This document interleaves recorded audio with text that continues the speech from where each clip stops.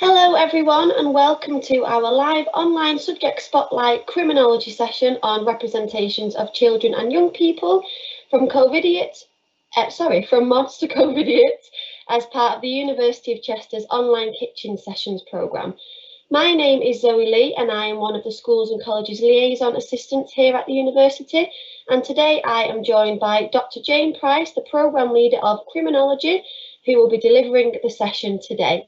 Say hello, Jayne. Hiya.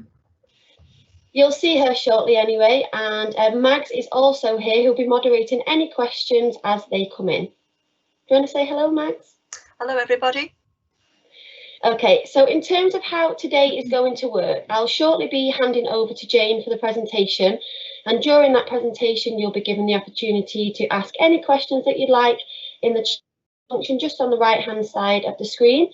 Your audio and your video can't be seen or heard. However, if you would like to ask questions, you can do this anonymously if you'd like to just click that you want to be anonymous. You can also like other people's questions, so if there's quite a lot of questions that are coming through, the ones that are liked more are the ones that we'll get to earlier, just in case we do run out of time to answer them all. However, if we do run out of time, all the questions will be published on the website at a later date, so don't worry about that. And at the very end, you'll also have the opportunity to complete a short evaluation form. We'll just put the link in the chat again for you, so if you can do that for us, that would be really helpful. And any links that we put up during the presentation will also be available in the recording. So thank you very much. I hope you enjoyed today's presentation, and I think we're just about ready to start. So over to you, Jayne. Okay, thanks very much. So as I said, this session is looking at representations of children and young people from mods to Covidiots. So in terms of what I'm looking to cover today, a discussion about historical representations of young people and perceptions of their morality and deviance, and how this is linked into Cohen's talks about moral panics and folk devils, youth and moral decline. And then also looking at contemporary representations of young people, particularly how this is exacerbated by the media. So we're reflecting on this notion of broken Britain, which emerged particularly as a response to the riots in 2011, and then more recently the coronavirus pandemic and how some young people have been positioned as Covidiots in this respect. So when we look historically at this, the French historian Aries claimed that in medieval society, childhood did not exist. Children engaged in the same social activities and employment as adults.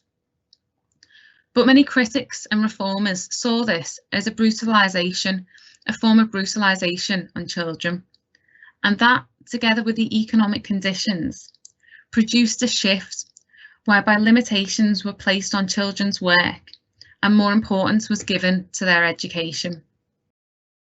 So it was in this regard that the notion of childhood emerged and developed, and children were seen as an investment for the purpose and security of the nations. See Galton, 1997. And eventually the notion of childhood in society evolved from child of the welfare state to family member and public responsibility. And increasingly we saw that childhood was differentiated from adulthood and their distinct rights emerged.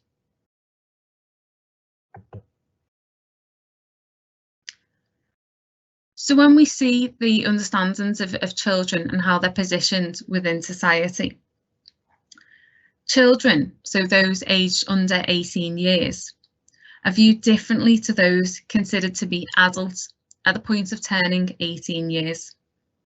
And so children have differing rights under the United Nations Convention on the Rights of the Child.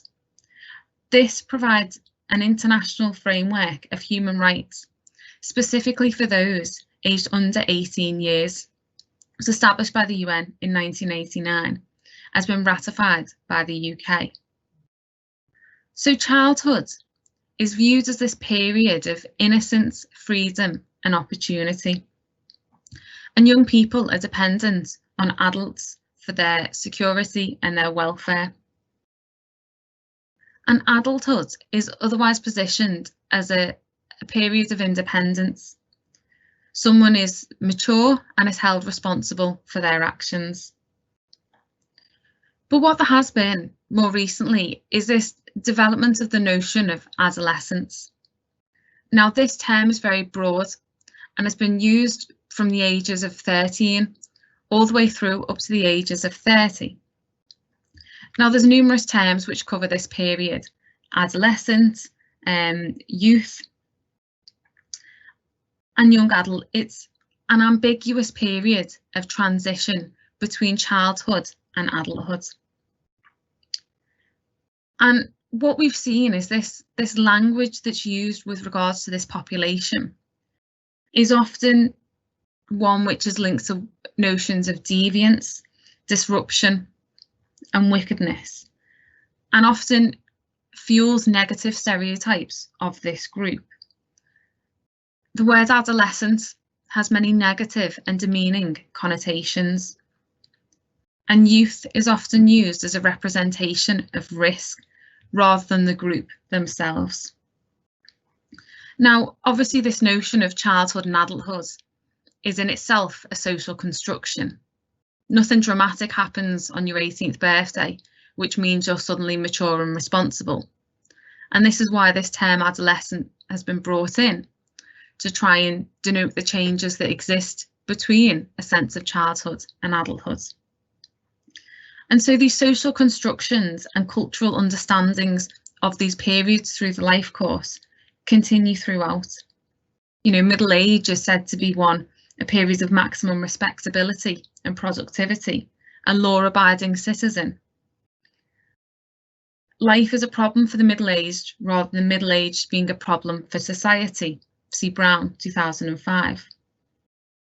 And then as people move into their elder years, they're positioned as frail, passive, and once again, vulnerable.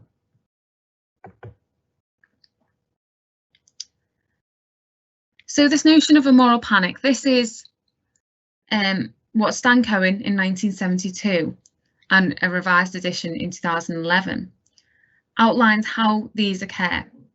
They're social anxieties about moral decline. So a condition, episode, person or group emerges to become defined as a threat to societal values and interests. So presented in a stylized and stereotypical fashion.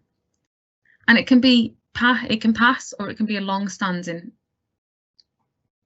And then what we find is experts, those conform with social norms, are outline the problem and outline how it should be dealt with. And often it's the mass media who are agents of moral indignation, and their reporting of certain facts can generate concern, anxiety, or panic. And this creates the conditions for the definition of a social problem and that something must be done about it. The public receive this information from the media, and that feeds into their reaction and their experience of it and their tolerance of it. So an initial act of deviance or normative diversity, so the way in which certain groups may dress, is defined as being worthy of attention and then responded to punitively.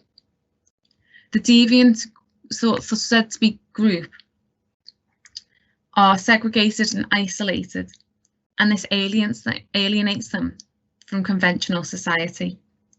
And so they might position themselves away from society, which can lead to further deviance. So Cohen cites Becker, highlighting how deviance is created by society, emerging as a consequence of others. So people who break social norms or expected behaviours are viewed as deviant. So in this way, we can understand how young people can be seen to be deviant.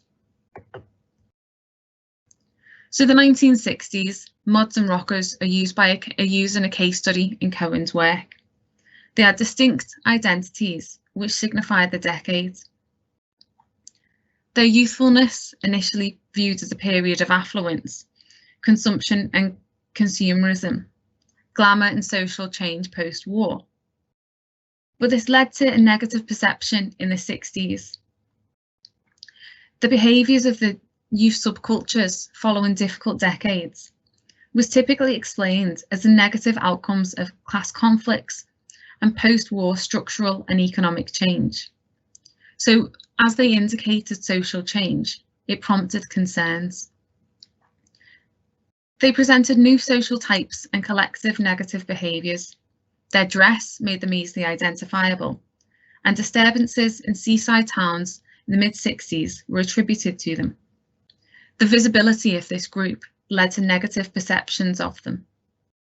They became viewed as a threat to no social norms, and the media, needing a story over those times, allowed the mods to fulfil that gap in where they needed reporting. Reporting results of undisciplined young people directly targeting other people. And as a result of the media rhetoric, the government and the public are called to respond. So negative perceptions of young people are often attributed to family breakdown, decline in influence of religion, lack of education, lack of respect for authority, erosion of the community, and the effect of popular culture. So we can see those actions of the mods and rockers fed into this. And the status of childhood and youth, as I've said, socially constructed categories, viewed differently from adults and reflect social insecurities about modernity. They represent concerns about social change. So young people who are often powerless over their circumstances cannot often do anything to change these circumstances, these things which are often attributed to the concern about them. So, for example, when we have cuts to public services and recessions which impact the services that young people can access, this affects their future opportunities, but they have no control over this, but they're often held accountable for it.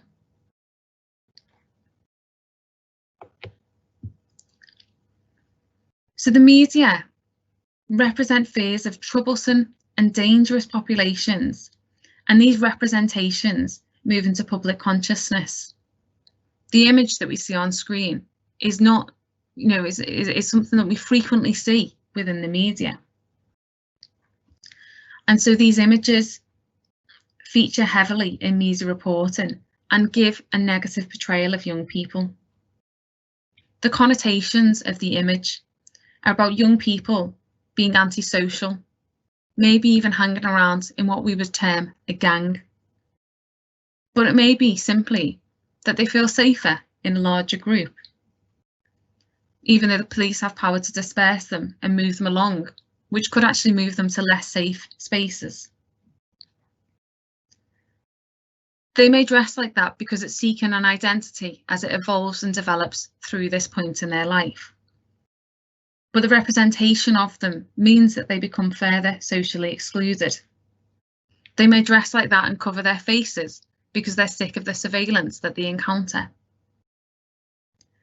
So the position to represent a decline in moral responsibility.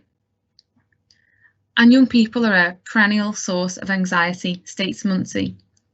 Positive images of them are relatively downplayed or ignored. And young people viewed as problematic just by being there. Their voices are rarely heard and nor enter the discourse about them. And this social anxiety about young people has been evident from the Victorian era, one that was perceived as one of unrivaled domestic harmony and moral worth. It's looked upon favourably, and young people were said to disrupt the social norms within it. From the 19th century, there were growing discourses about young people being risky and at risk. And this was due to it following great pace of social change, leading to calls for diagnosis and solutions towards a threat in society. So the Times reported the breakup or weakening of family life, the breakup or impairment of the old ideas of discipline or order. And this was, 1889 to 1899. But is this something that we still see today?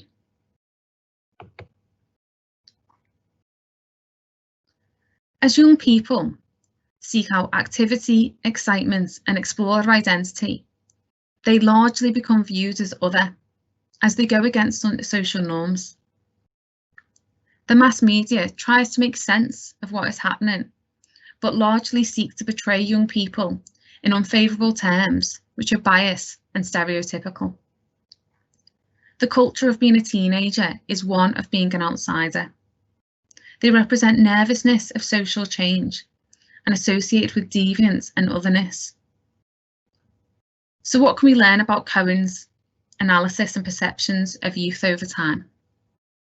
As Hopkins-Burke states, there's consistently a perception of the threat of youth crime as young people are positioned unfavourably, which may actually be quite unfair, as actually we see young people represent changes to culture and society, and it's reproduced as we go on through generations. And the status of youth in itself is not very generalisable, but it often is resented as such, even though it tends to be a very individual identity.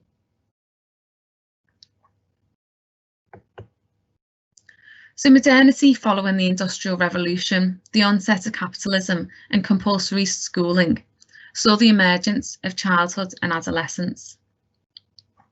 So we saw how adolescence typically became viewed as a social problem. This led to the creation of youth crime as a socially constructed category. But in the same way youth itself is socially constructed, labels are given to categorise certain behaviours, and young people frequently become the scapegoat to social problems, which justifies harsh or punitive responses to them. So we see numerous iterations of youths as deviants throughout the decades, and discourses of fear of them as a result. So in the 50s, there was teddy boys, violent teenagers with no respect, depraved and sex crazed. In the 60s, the mods and rockers, materialistic and rich without effort, using drugs, sexual permissiveness, vandalism, football hooliganism. In the 70s, muggers, punks, violent school children, following the recession from the 60s, and there was the emergence of a law and order agenda against young black males, thought to undermine British values, something that rings true still today. The 80s Conservative government very much had deteriorating relations with black youths and the police, and riots were attributed to the breakdown in social order.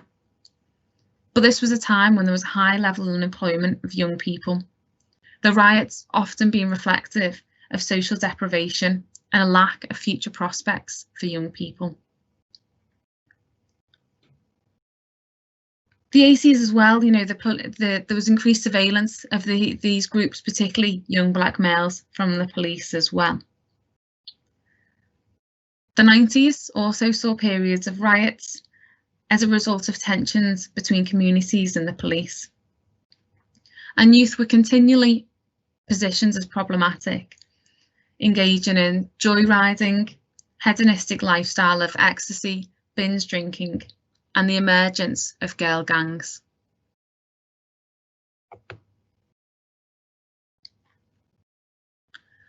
So as we continue to see the rising concerns about young people, in the 21st century, there was boy races, happy slappers, cyberbullies, gun crime, knife crime, people starting to use dogs as weapons.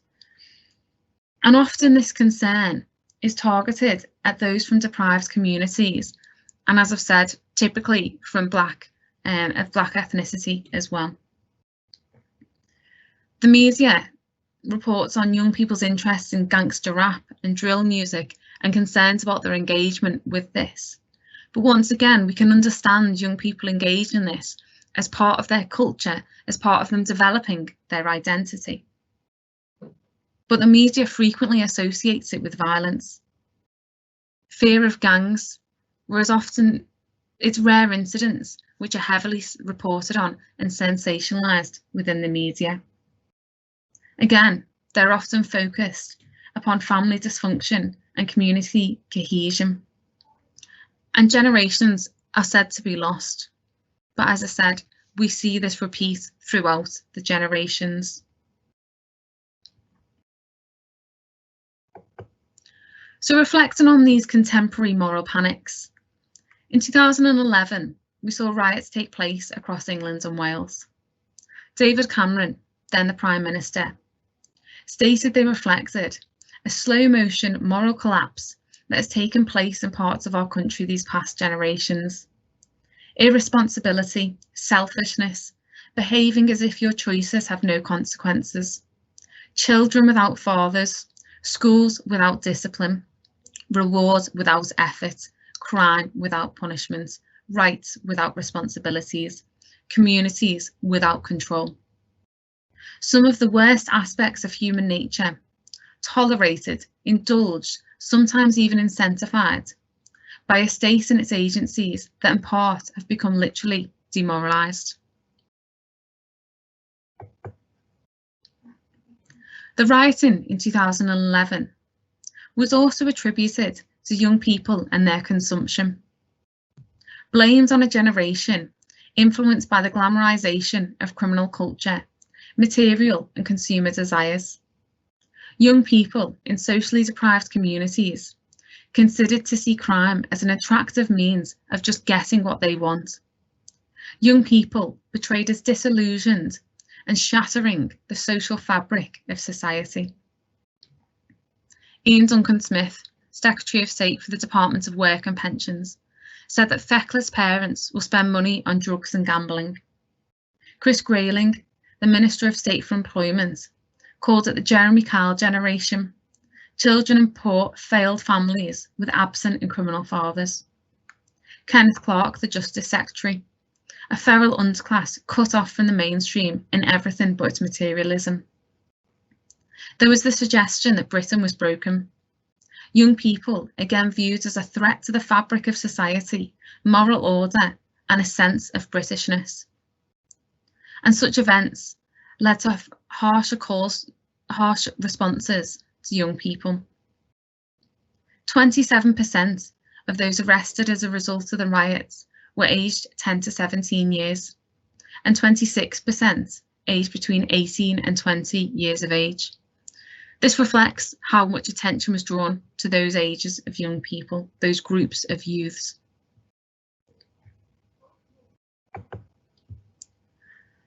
So we see how incidents have led to social concern about youth and how they are influenced also by the political agenda and framework driven by the media bias, which reinforces popular opinion.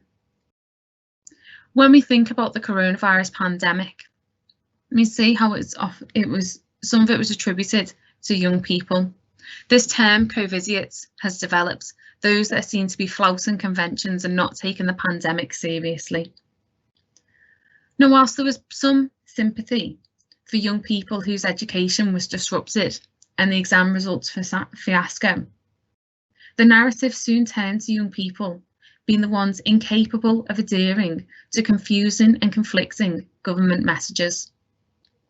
The BBC News reported that the UK could see a second spike in cases if young people don't follow social distancing rules. This came from Matt Hancock, the Health Secretary. He said that where we've seen the second wave is largely amongst younger people, it then spreads. Taking the blame away from the government and the confusing policies and not being quick to react to certain issues, attributing it to young people not adhering to social distancing. So we see how young people are often absent in the discussion, but receive much popular judgment. So there's generalisations of children separately to adults, positioned as objects of concerns. They are oppressed and broader harms to them are overlooked. As Davis and Borehall say, much of the physical and psychological harm inflicted on young people by adults is disregarded, while transgressions by children of their set role are the subject of furious condemnation. When tighter restrictions were brought in, we saw blame culture attributed in the rise of cases to young people. Many social media posts noted that those flooding the towns and city centres on the evenings before lockdowns were young people, students, not locals. They were said to be flouting the rules, not adhering to mask wearing, attending raves. However, young people are likely to be living in shared housing, working in precarious jobs, receiving little social support. And this meant they're likely to be in environments where the virus thrives. This generation of young people will bear the brunt of this crisis. Recently, a global survey by the Financial Times, to which more than 800 16 to 30-year-olds responded, showed the growing resentment between those aged under 30 years and older generations. Young people are experiencing reduced income, fewer job opportunities, and much greater difficulties in securing their future. And they feel that the older generation are financially secure and politically powerful. Anthony from France told the Financial Times, "We are all being blamed for a crisis in leadership."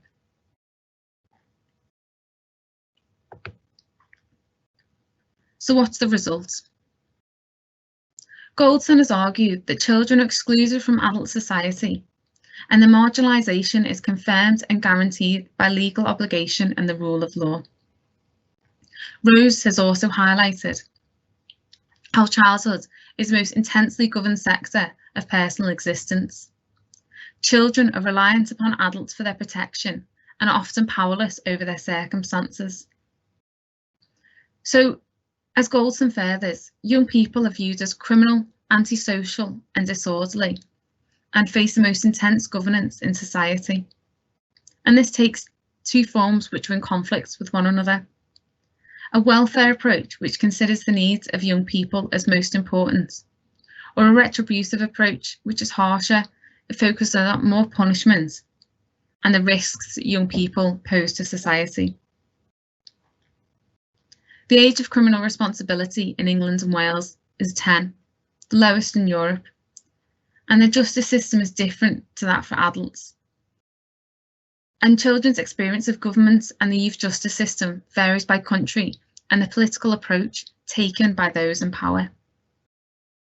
What we have in England is an overwhelming representation of young people as offenders, when quite often they are victims, particularly those who are drawn into the criminal justice system. The way in which they're positioned in the media, the moral panic about them as folk devils, justifies an authoritarian, punitive response to them. There is a sense that something must be done and the public call for changes to intervene them. And Greer has said, young people may respond to their distorted representation in a variety of ways, from passively accepting or cynically rejecting media images to embracing and defiantly flaunting precisely those characteristics that are being demonised. Whatever the response, much media reporting merges the problem of youth and the problem of crime into one conceptual category and presents youth offending as a visible index for society's ills. During the pandemic, we've seen many young people struggle to have their voices heard as they try and secure their future and talk about some of the issues that they're likely to endure as a result. But very rarely do we hear these.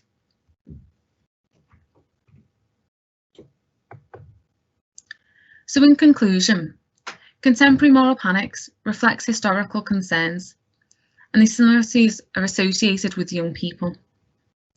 There's parallels between Victorian-era gangs and hooligans, the mods and rockers, the response to rioters in 2011, and young people seem to be flouting the rules during the pandemic.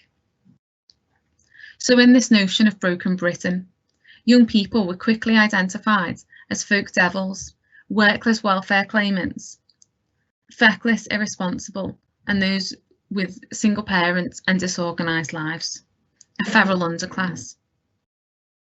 Whilst youth justice as a political issue in England and Wales has a lower point currently than it has done in previous years, we still very much see a blaming culture in the pandemic be attributed to young people, taking the focus away from the government and instead into certain, often marginalised groups within society. So cultural understandings of youth and perceptions of youth crime are framed by the media, but young people are often powerless to the circumstances.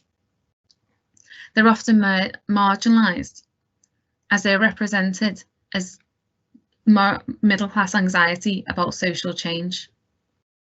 Young people feel scapegoated because of their age, their non-status within society, and what is perceived to be their failure to conform. There's distaste and dislike for the youth's presence, and they're presented often as not adhering to the rule of law. And this often justifies an authoritarian response to them, when actually we can argue it's not justified at all. Thank you. Now we can move on to see if there's any questions. That was great. Thank you very much for that. I'm just going to check with Magma if we do have any questions for you. Yes, so we do have some questions. So if I can ask the first question. Yeah, of course, yeah. So in what ways do you think that demonisation of youth and youth movements, particularly in popular music from the 1950s onwards, can be seen as the establishment projecting its guilt for 2 world wars and their effect on the younger generation? Well, I think the way in which, you know, as talked about with the notion of drill music, and I think that's the person who posed the question is right to highlight, it's been something that we've seen since then. Young people may engage with that because that's a way of expressing themselves in the same way in which, you know, young people will attend, you know, will go to clubs and they'll engage because that is a way in which they express and explore their identity. But as you say, you know, the position of the government, it takes such a negative stance on it that actually it's viewed as that being the problem rather than it being young people seeking to make sense of their situation and reflect on what's going on and express themselves in that way. It's almost like a vicious circle to an extent, and the fact that young people use it to express themselves, but the government see it as a way in which young people are posing a problem to society. Thank you for that, Jane. The next question is, you talked about moral panics. Are they linked to a specific gender? And if so, why do you think that? I think often it's attributed to males because, you know, there seems to be more, it's the way, once again, linking into this, the social constructions, it's the way in which, you know, males are seen to be more aggressive. But then also linking into what I said previously, in the 1990s, this emergence of girl gangs was once again this great social anxiety, because whenever young girls are positioned or females are positioned in a way that goes against their gender, it's almost like a greater panic around that, because it's, how can they, you know, young girls shouldn't be engaging in gangs because they should be acting in a certain way. So I would say that often it's associated with males, but when there is an association with females, it's actually, there's much more social anxiety about that. Thank you for that. Just wondering if you can combine criminology with any other courses at the University of Chester? Yes, you can combine them with other programmes which are in the department. So some of the most popular options are to combine it with sociology. Within our department, you can also combine it with counselling skills as well. Outside of the department, you can also combine it with psychology and law, and the full list I think is available on the web pages. Thank you very much for that, Jane. There's no more questions. Okay, thank you. And again, thank you very much for that. It was really, really interesting. So I hope that everyone that is here today also found it as interesting as we did being able to watch that today. So thank you. I just wanted to ask if you are happy to all fill in our evaluation form. We'd be much appreciative of that. I have just put a link in the chat for you. It shouldn't take too long. There's only like 4 little multiple choice questions for you. And also, we do hope you've enjoyed the session and found it useful, and we look forward to your attendance at our next event as well. If there is anything else we can help you with, I have popped another link in the chat. I'll just do it now for you, which is our outreach page that will show you about some more of our events. And there's also some useful links to resources and information about lots of other events that we do in our department. So thank you very much today, and we hope you've enjoyed it again. And thank you very much, Jane, for that. It was really, really good. Thank you. You're welcome. Thank you very much. Bye.